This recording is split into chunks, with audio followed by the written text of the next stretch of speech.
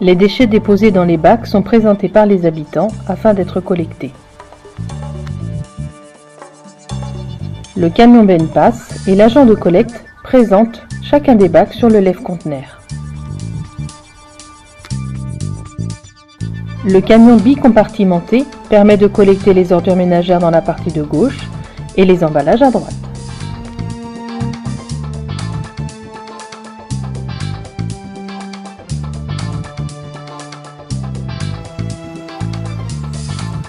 En arrivant au centre de tri, les camions remplis de déchets issus des bacs jaunes sont tout d'abord pesés afin d'assurer un suivi. Puis, les déchets sont entreposés à l'abri des intempéries dans un hangar en attendant d'être triés.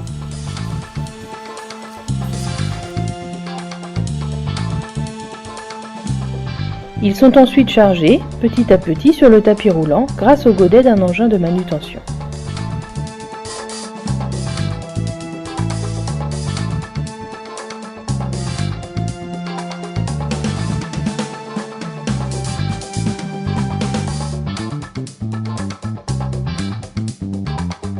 Cette étape permet de mélanger les déchets et de les faire arriver progressivement jusqu'à la cabine de tri, se trouvant au niveau au-dessus. Arrivés sur la chaîne de tri, les cartons sont les premiers à être triés et jetés dans une alvéole située en dessous. Ensuite, ce sont les emballages plastiques qui sont séparés suivant 5 catégories. Les barquettes et pots d'un côté, les films et sachets d'un autre.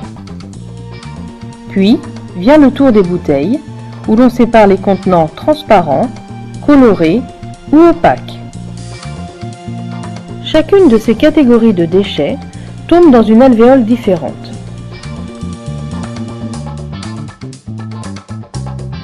Les alvéoles sont des pièces grillagées et séparées se situant au rez-de-chaussée. Sur la chaîne de tri se situe ensuite l'électroaimant qui va attirer tous les emballages en acier, tels que certaines boîtes de conserve, canettes et autres aérosols.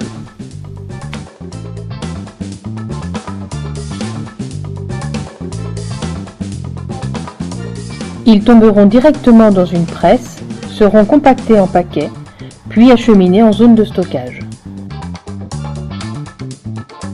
On peut voir ici un problème récurrent pour le bon tri des emballages, celui des déchets mis les uns dans les autres. Cela permet certes de gagner de la place dans le bac jaune, mais cela rend très difficile leur séparation ensuite, et certains déchets risquent de finir dans la mauvaise filière de recyclage, comme ces sachets qui partiront à l'acierie.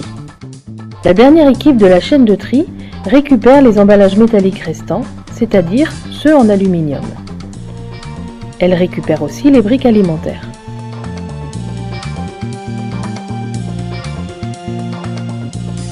Les éléments trop petits, ainsi que les erreurs de tri comme le polystyrène de calage, le papier ou les jouets, les vêtements, ou encore les petits objets du quotidien finiront dans une benne de refus qui retournera à Douai-la-Fontaine pour être mélangée aux ordures ménagères. Lorsqu'une alvéole est pleine d'une catégorie de matière, elle est vidée et le contenu est mis dans le compacteur.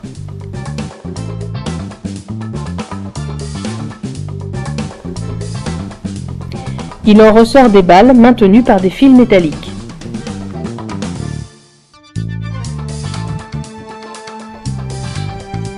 Ces balles sont ensuite transportées dans un hangar de stockage.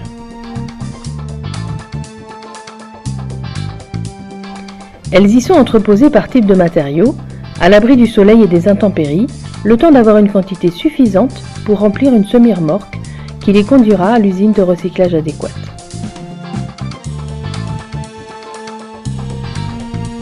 Il y a ici des balles de carton, de PET incolore et coloré, de PEHD provenant généralement des bouteilles en plastique, de PP polypropylène, de PS polystyrène provenant des sachets, pots et barquettes, de LA, c'est-à-dire les briques alimentaires, et des paquets d'acier et d'aluminium. La traçabilité de chaque balle est garantie par une étiquette de suivi reprenant toutes les informations sur le centre de tri, la matière et la date de réalisation de la balle. Ces balles seront ensuite acheminées vers différentes usines de recyclage qui transformeront la matière pour obtenir de nouveaux produits. Les emballages en carton redeviendront après recyclage de nouvelles boîtes et emballages en carton. Les briques alimentaires, par contre, n'en redeviendront pas.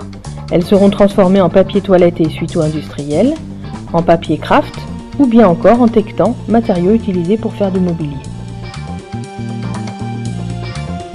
Les emballages en aluminium pourront redevenir de nouveaux emballages, mais aussi des pièces d'électroménager, des cadres de vélo ou trottinettes, ou même des pièces automobiles comme des jantes et des pistons.